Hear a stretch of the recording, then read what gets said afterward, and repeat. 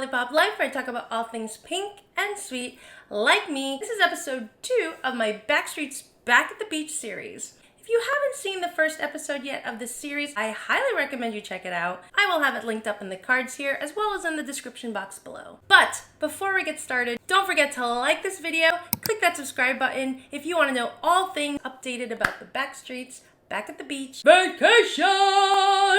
This website is packed with so much information regarding this upcoming sale of the Cancun, Mexico trip. So for those of you that might be overwhelmed or possibly overstimulated and don't even know where to go, I'm here, your Backstreet bestie, to help you figure out and break it down for you guys before you book. Can we talk about the big elephant in the room right now? Since we have last hung out, I have acquired bangs. And I can tell you right now, unabashedly, I have only one person to blame for this situation. That is Taylor Swift and her Eras tour and all these videos that I am getting inundated with on all my socials, looking all gorgeous, sporting these bangs. And I'm talking to my stylist and she's like, do you want to do something different today? And for some weird reason, she must be in my head. I was like, would I look good with Taylor's bangs? She was like, if we do this, this is a commitment. She's like, and you're gonna be stuck with them. Oh, you know what? Hair is hair, it's gonna grow back. Anyway, she had my hair in the scissors and she was ready to go. And then she was kind of like, are you sure? Do you wanna do this? I was like, do it, just cut it, we'll deal. Anyway, long story short, now I'm stuck with bangs. So I don't know, what do you think? If you have bangs out there, let me know. Feel free to leave a comment. Tips, tricks on how to keep these bangs looking fresh. So that's my Taylor Swift story. I'm the problem. It's me.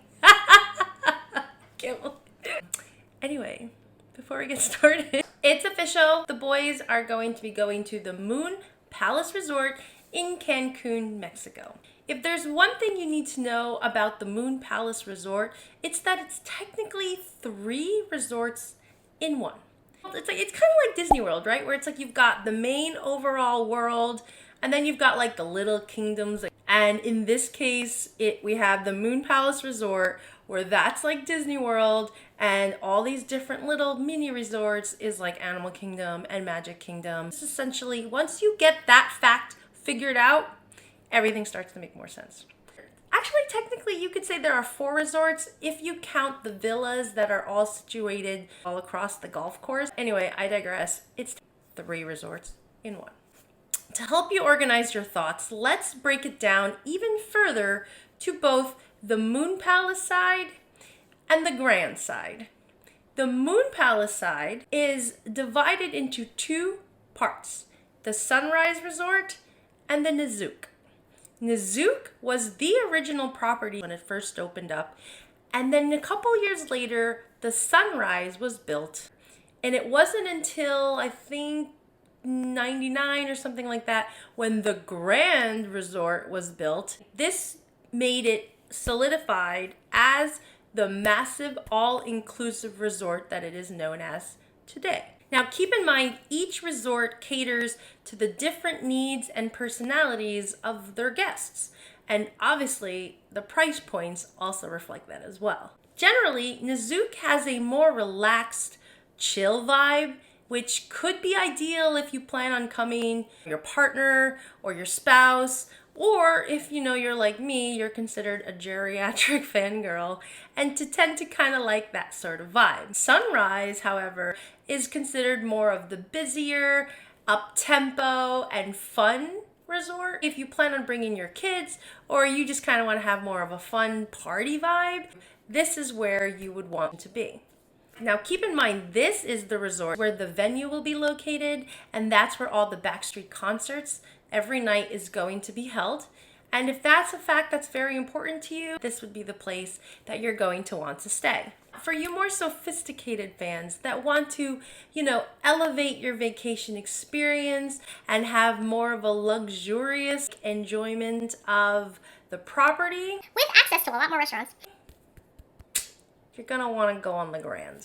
Now, keep in mind, the Grand is the newest out of the 3 resorts and therefore the largest with the most amenities and obviously a much higher price point. If you choose to stay at the Grand, you will have free access to the Moon Palace Nizuc as well as the Moon Palace Sunrise, which I guess in Disney terms is like the Cancun equivalent to a park hopper, to go to the Moon Palace Nizuc or the Moon Palace Sunrise to your free will. However, if you choose to stay at the Nizuc or the Sunrise, you are not allowed to access the Grand Resort unless you purchase a day pass for about $100. Does that make any sense? Plan accordingly. So as I was saying, there's a lot to unpack here on the website, and I'm not going to go into so much details because obviously you could all take a look and check it out yourself. I will have the link also in the description box below. And definitely take a look at the website to kind of get an understanding of both the price point as well as the different types of rooms that's going to be available and all the other amenities that come with the different resorts. Keep in mind too, your party will highly determine the prices. I know some of the rooms get cheaper the more people that are in your party. There's also an option that you could even request to have like some of your people that are in the same category as you. You can actually have close rooms to each other. So I don't know all the details. I know you could reach out to them directly to have those requests. If you're on the fence or feeling a little torn as to whether or not you should blow your load on this vacation, I thought it would be prudent on me to create a list of the top 5 things that would rock and suck about this vacation. 1, you're going on a tropical resort vacation with people you love and care about. And even if you are going solo, and even if you're getting matched on some roommate program, if you guys love Backstreet Boys enough to spend this money on a vacation, chances are you're going to have something in common with some of these other people who are going. Number 2, it's an all-inclusive resort, which means everything is already included in your package and paid for, including alcohol and even transportation to and from the Cancun International Airport. I don't know, no joke, I think this is a really good steal. Yes, I highly acknowledge that this inflated a little bit on prices compared to if you were to go on a non-Backstreet week. This is an all-inclusive resort. If you've never experienced an all-inclusive resort before, if you go to the right one, it is amazing and so much fun. And number 3, you're gonna get free Cancun Backstreet's Back at the Beach swag. I still have a lot of my Backstreet swag from the past cruises. And yeah, I don't really use all of them, but honestly, whoever came up with them really put a lot of work into it. So if you've been watching me guys before, you'd know I work in marketing in my day job.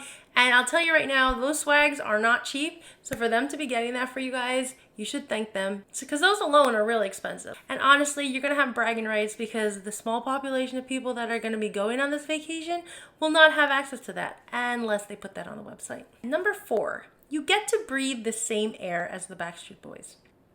How is that a problem? You get to breathe the same air as the Backstreet Boys. Can I let that sink in for a second? Okay, if you're a fan and you know how awesome it is when you are in the same location as it just feels like the air quality gets so much better when you know that at any point, at any time, you could run into Nick getting out of the bathroom, or you can see Brian. I'm getting too old to be running around in my little bikini and trying to find them myself, which I'm not going to be doing.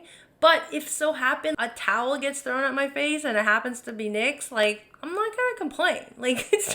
I'm gonna be like, you want your towel back, sir? Because it's mine now. And number 5, no stress. Well, Backstreet vacations always have an element of stress. Whatever your stress is at home, whether it's work, husband, spouse, girlfriend, boyfriend, kids, whatever. You get to leave that. You get to leave that at home for a couple of days to spend in this tropical Cancun vacation location and have the time of your life. That is the list of why it's going to rock. Top 5 reasons of why it's going to suck. Number 1, there's no guaranteed meet and greet photo op. I know for most of you that is the deal breaker. So I kind of want to read to you guys here real quick what it says on the website And they said that the meet and greets and photo opportunities are not going to be included in these event packages. However, 30 lucky guests will be randomly selected to win a special happy hour meet and greet with the band. It's like for as long as you buy your vacation package before midnight or before 11:59 p.m. Eastern on July 21st, you and everybody that's put in that gray box when you sign up will be automatically entered into this raffle. So you got to make sure that whoever your lead guest is that is registering for the vacation, make sure they put your name in that damn gray box, okay? Because you are not going to be eligible for this contest if your name is not in that box. My response to that is you have to know what it is that you're trying to get out of this vacation, right? Some of you might be in different places in your Backstreet fangirl journey. Like maybe some of you haven't yet really had a chance to experience meeting them. Or you might have the Backstreet Boys following you on Instagram because they already know you by name and face. Where you are on that spectrum depends on where you are in your journey and what it is that you want to get out of this vacation. And I completely understand that. Number 2, there is a possible capacity limit on the individualized boy events. So, according to the website, the support page, there is a frequently asked question about this, and they said that band curated activities will be available to guests on a first come, first served basis. We have carefully selected ideal spaces for these activities, ensuring that there is ample room for as many guests as possible, but rest assured there will be plenty of space available for everyone.